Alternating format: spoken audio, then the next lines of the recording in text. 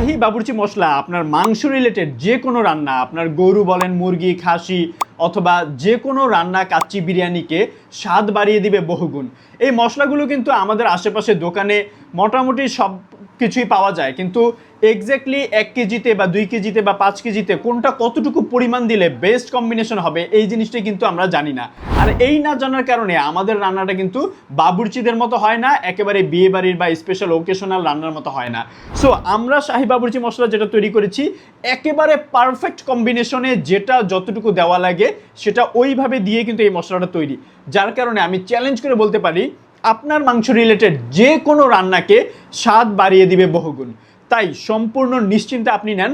Just গরুর গোস্তে আপনি প্রতি কেজিতে 1.5 চামচ, মুরগির গোস্ততে 1 চামচ, খাসিতে 1.5 থেকে 2 চামচ, আর হাঁসের ক্ষেত্রে 2 চামচ।